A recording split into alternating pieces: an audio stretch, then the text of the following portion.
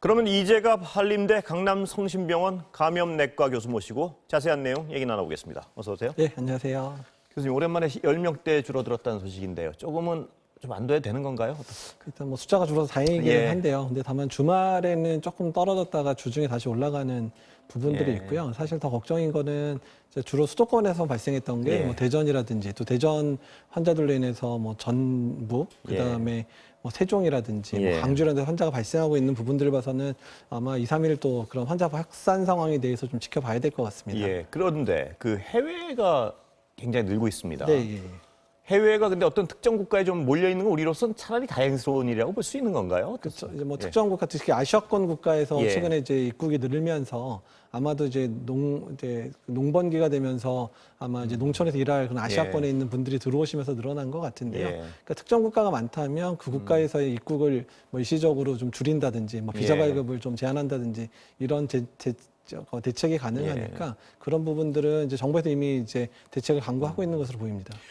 그 방글라데시나 이런 나라들은 더운 나라들인데도 여전히 번지고 있는 거죠. 그러니까 이 더위에 상관없이 번진다고 봐야 되는 건가요? 네, 맞습니다. 지금 이제 그 북반구 중에서는 계속 이제 그 아시아권 국가들, 특히 예. 이제 동남아시아 국가들이 계속 환자가 늘어나고 있는 측면들인데, 예. 근데 이 국가들이 사실은 환자 수가 그렇게 많은 것처럼 나타나지 않지만 예. 많이 있는 이유 중에 하나가 이제 진단 능력이 많이 떨어지다 보니까, 근데 입국하는 사람에서의 대량 발생을 봐서는 그런 국가에서도 환자 상당히 많이 발생하는 것 같고요. 예. 특히 노출된 것보다는 훨씬 많다고 봐야겠네요. 그런 그렇죠. 나라들은. 그러니까 실제 진단 수보다 훨씬 많은 사람이 그렇죠. 감염되는 것 같고, 인도 같은 경우는 진단을 어느 정도 하고 있는데 불구하고요. 최근에 환자 수가 급격히 늘어나고 있는 상황이어서 인도, 뭐 파키스탄, 방글라데시 같은 그런 인도권 국가들에서의 확진 환자 계속 늘어나고 있는 것 같습니다. 예. 거기는 우리하고 진단 어떤 능력이란 게 천지차일 테니까 그렇죠. 예. 몇 배를 봐야 될지도 모르는 상황이죠. 그거는? 그렇죠. 인도는 그나마 이제 뭐 진단 기술이 예. 괜찮겠지만 방글라데시, 파키스탄은 상당히 좀 기준이 그런 떨어지기 때문에 훨씬 더 많은 환자 발생했을 가능성이 높습니다. 그 의료진 요새 가장 걱정하시는 중증 환자 위한 네. 시설이요. 네. 지금 크게 여유가 있는 상태가 아니라는 소식 들었습니다. 예, 그러니까 사실 수도권에서 지난주에 경기도 같은 경우는 뭐 이제 중증 환자 볼 수 있는 사람들 10명 미만밖에 안 남았다. 예. 근데 조금 주말 사이에 이제 좀 환자들 회복된 환자들도 있고 그다음에 약간 확충을 좀 해서 이제 한 30여 명 정도 입원이 가능하다 그러는데 근데 걱정되는 거는 최근에 50대 이상의 이제 어르신들에서의 감염자 계속 늘어나고 있어서 그런 분들은 이제 뭐 안 좋아지기 시작하면 급격히 안 좋아지는데 중환자 특히 수도권에서 환자가 몰리면서 이제 노령층에서의 환자 발병이 늘어나는 거는 그런 중증 환자에 대한 그런 대비를 철저히 하겠다라는 그런 신호를 주고 있는 것으로 보입니다.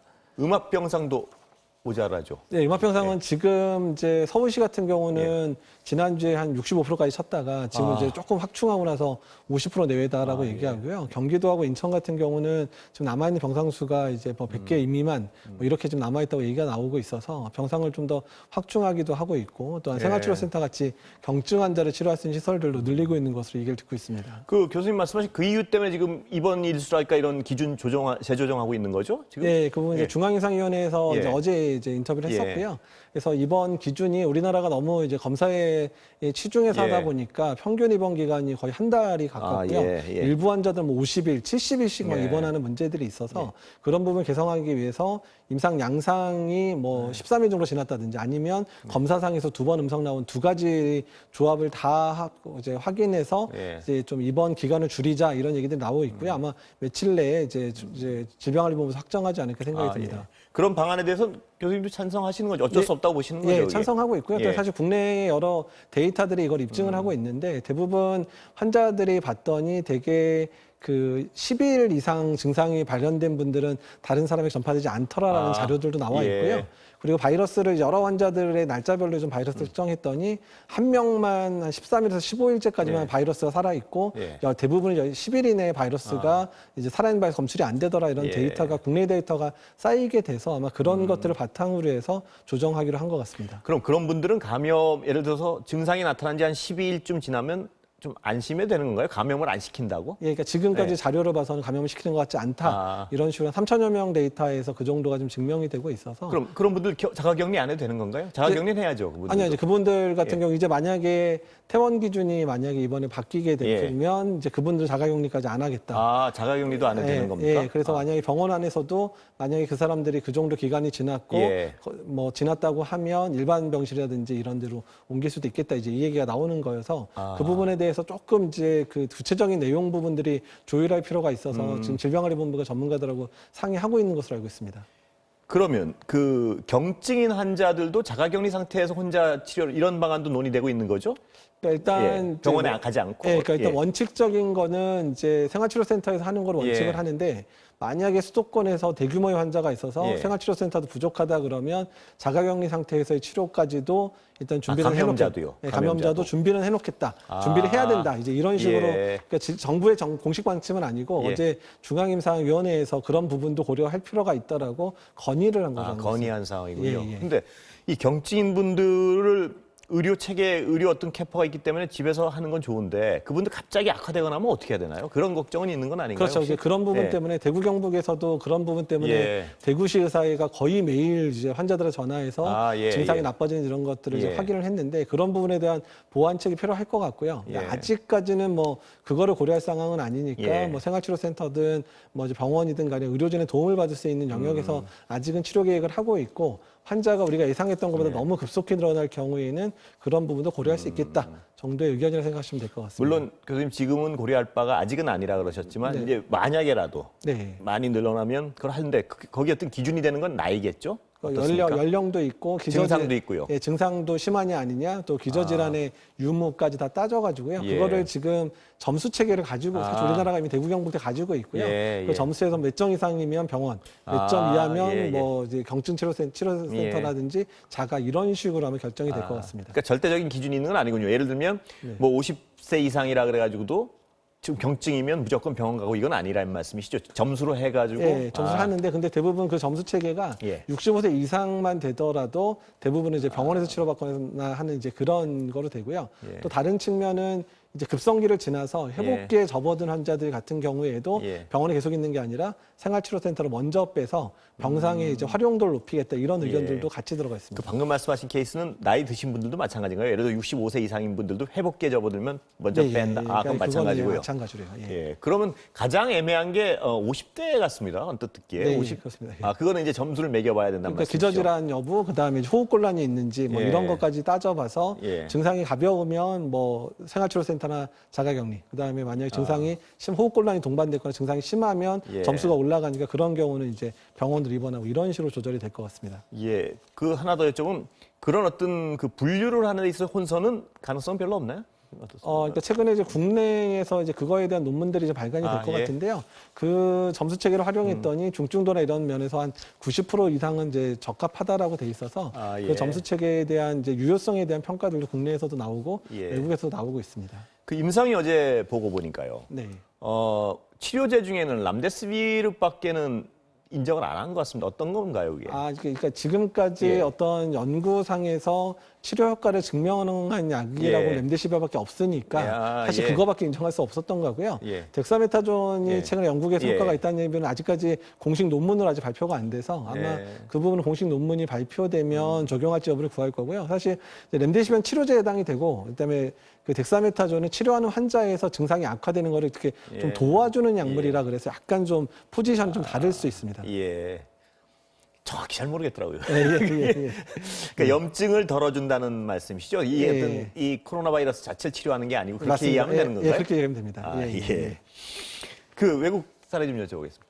무슨 폐수에서 바이러스가 검출됐다는 그것도 유럽 최초의 환자 증상이 나타나기 2달 전에 검출됐다. 이건 어떻게 봐야 되는 건가요? 그러니까 일단 이제 최근에 지역 사회 내에 바이러스가 얼마나 확산됐는지 여부를 보기 위해서 폐수를 이제 확인하는 그런 작업들을 하고 있는 국내에서도 시도하고 있고 여기서도 하고 있는데 이미 12월 달에 유럽에 그러니까 프랑스라고 하면 제가 기억하고 있는데 거기에 폐수 중에서 바이러스의 유전자가 일부 검출됐다고 그래서 아마 이제 환자가 급속하게 발생하기 전부터 이미 유럽에서는 12월부터 환자가 발생한 게 아니냐. 특히 이제 그 당시 또 이미 예전에 한 달 전에 나온 얘기인데 12월 말에 폐렴 환자에서도 이미 유럽에서 그 코로나19 양성 환자가 이미 나온 적이 있다 그래서 생각보다 유럽 내에는 중국에서 더 훨씬 더 일찍 환자가 전파됐을 가능성이 높겠다 이런 얘기가 나옵니다. 그 일찍 전파됐을 가능성 하나랑요. 저희가 궁금한 건 그럼 폐수 통해서 물 통해서 이렇게 감염이 되느냐 뭐 이런 부분은 어떻습니까? 그건 아니고 이제 폐수 통해서 감염되는 부분은 감염은 되지는 않는데요.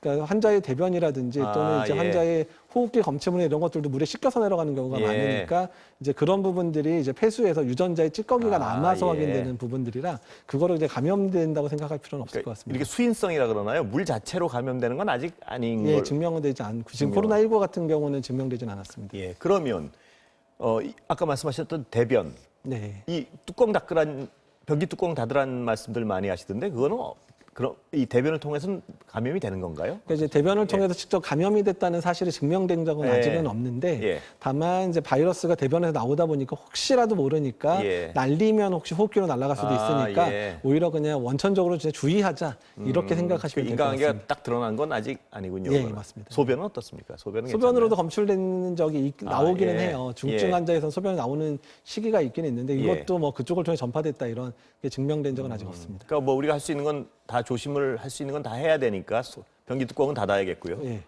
소변도 아직 모르는 거니까. 보시고 손 잘 닦고. 이제 그 우리 고3 학생 같은 경우에요.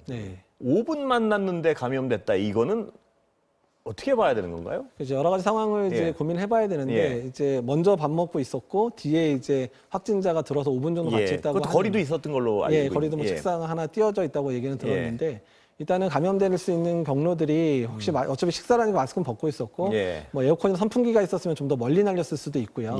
두 번째는 확진 환자가 이제 지금 막 이제 증상이 시작되거나 이런 경우는 바이러스 노출이 많이 되니까 손을 통해서도 여러 가지 만진 그런 여러 군데가 이제 오염될 수 있어서 손을 통한 전파 사례도 있을 수 있기 때문에 손을 통한 전파는 사실 시간적인 그런 부분 따지지 않고 발생할 수 있기 때문에 그래서 두 가지 가능성이 다 있다고 생각할 수 있겠습니다. 그러니까 환자랑 어떤 시간의 짧기는 상관없이 감염될 수도 있는 이렇게 만졌는데 금방 만지고 지나가면 그렇게 되는 얘기. 근데 서울시장께서 무슨 지금 상태로라면 한 달이면 800명 그게 그 뭐죠? 지수 감염 지수 800명이면 뭐 어마어마한 얘기인데요. 그게 지금 그런 상태로 위험한 거죠, 지금 현실적으로는. 그렇죠. 이제 그 국립암센터대학원의 김호랑 교수님이 이제 지난주에 그때 그 자료였군요. 그 자료인데요. 그게 한 달 정도 있으면 지금 상황이 유지되면 800명 이상 발생될 수 있다 이렇게 나온 부분이고 그러다 보니까 서울시 입장에서는 서울시에서의 그런 병상가동이나 이런 부분들 때문에 그러니까 다른 정부의 기준보다는 좀 더 강한 기준을 갖겠다. 그래서 뭐 30명씩 하루 이제 3일 이상 발생되거나 아니면 전체 병실이 75% 이상 차버리면 그때는 이제 뭐 고강도 사회적 거리 넘어가겠다 이런 식으로 발표를 한 것 같습니다. 시간은 다 됐는데요, 교수님. 교수님도 고강도 사회적 거리두기 즉각 시행해야 된다 뭐 이런 입장이신가요? 어떻습니까? 그러니까 지금 지역으로 퍼져나가는 상황을 봤을 때는 심각하게 고려할 때가 된 것 같습니다. 걱정입니다. 오늘 말씀 감사합니다. 감사합니다.